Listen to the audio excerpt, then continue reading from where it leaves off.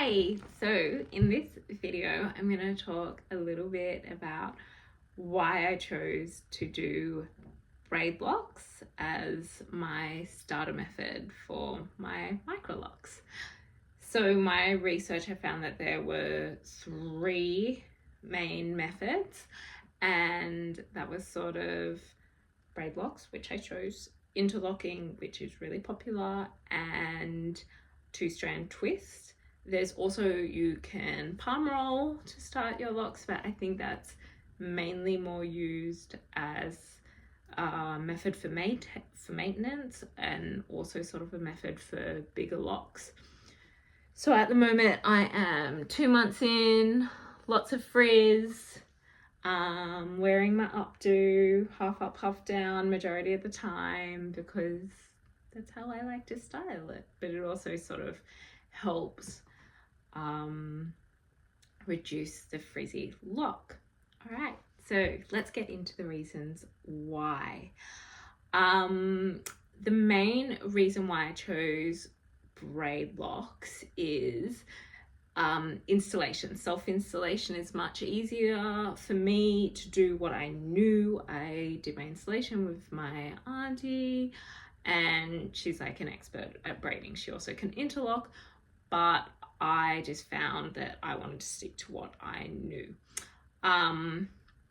Affordability. If you are going to get interlocked, start your Microlocs through interlocking, it can be quite an expensive process.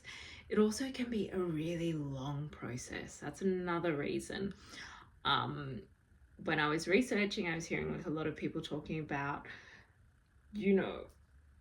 hours and hours and hours. Like, don't get me wrong, I was sat for a day, I did my 9 hours, but then that was it.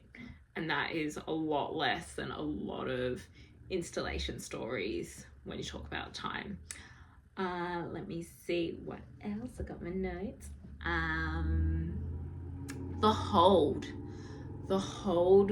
of Braidlocs is strong. Like, compared to 2-strand twist, I sort of knew that my hair was not the type of hair that like holds up that well with 2-strand twists. It can come undone easily. I have really thick hair. I've got thick afro hair.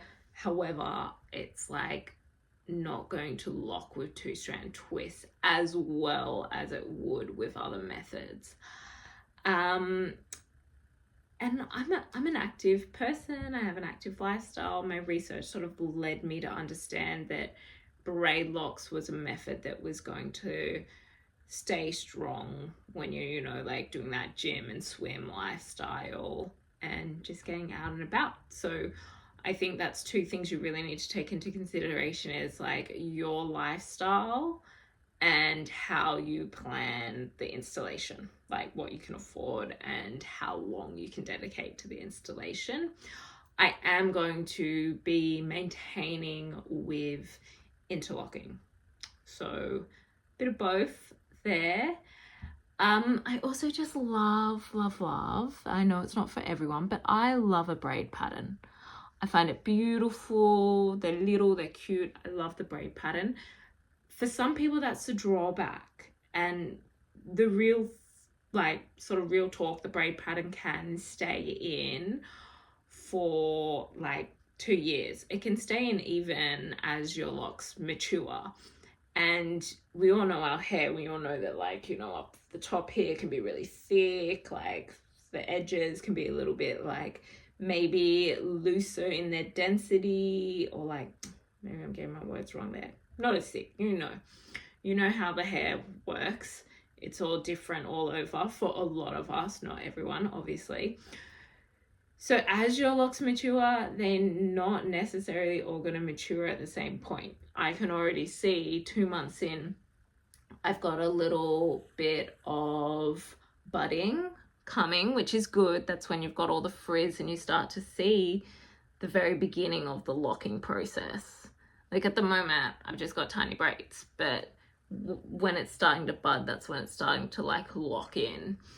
At the top here, it's starting, like down the bottoms, down the front, hardly any. So I'm predicting in 2 years or 3 years, I still will have some patterns of some parts of the braid pattern still showing. So if that's something you're worried about, it might not be the starter style for you. If you are keen on having a style that you can still maintain your active lifestyle with, that you're not so worried about it coming undone, then Braidlocs might be for you. I know I love them. I wouldn't do it any other way. I'm really happy with how it's going. I hope you're loving your lock journey as well.